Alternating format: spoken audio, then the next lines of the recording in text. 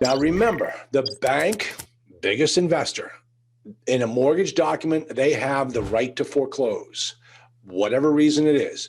Let's say that you're in there with a master lease and the bank just starts foreclosure proceedings because this owner is not keeping up with the mortgage.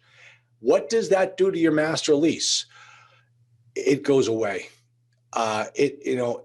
There's a document that is signed by the bank and the seller called an assignment and an assumption of leases. If you look at our purchase and sale agreement, you'll see that in the exhibit sections, there's a draft assignment and assumption of lease document. All right, so in that document, that's where the seller assigns and you assume all the obligations of the leases in the purchase and sale contract. Then you're going to sign another one as the owner when you take over the property to the bank, and the bank gets an assignment and assumption of leases. If they begin foreclosure proceedings or if there's an event of default, the bank can trigger that document.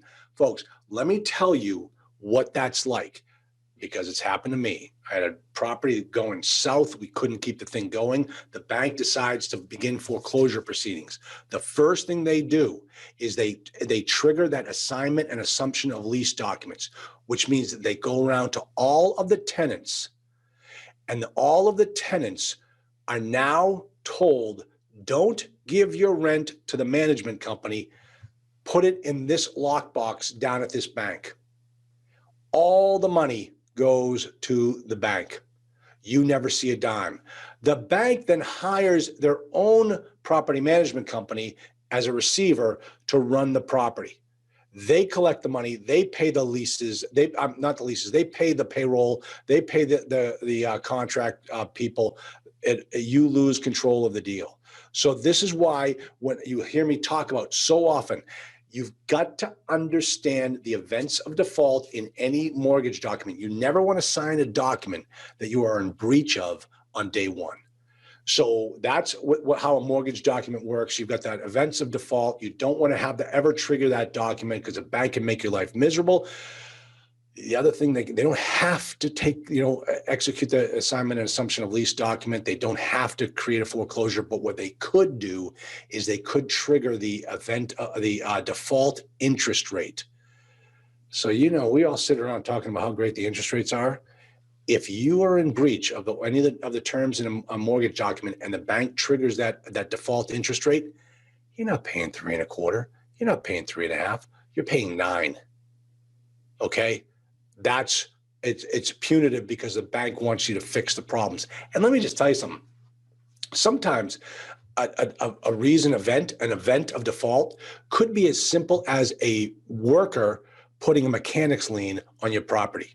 And then now you've got to trigger the event of default. That's why you always want to keep an eye on how you're handling your workmen, and you want to get all of your workmen to sign a release so that they before they come on your property, you have them fill out a blank release form.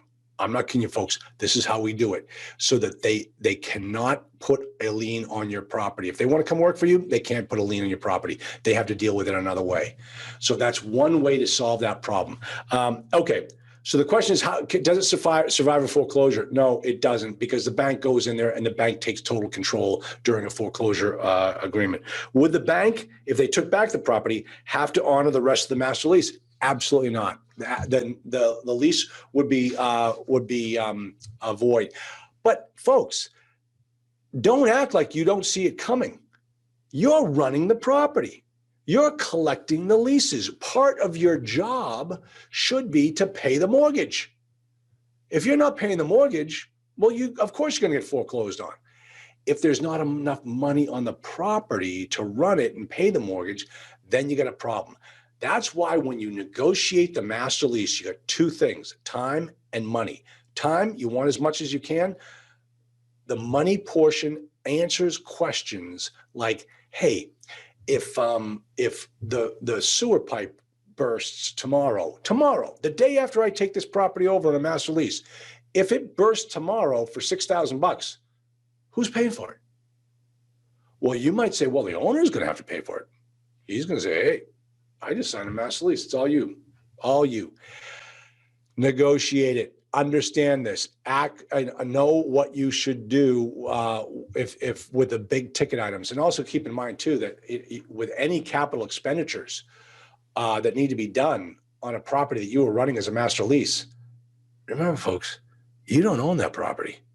You don't own that property. He does. If you put your own money into capital expenditures, you're just putting money in his kid's pocket.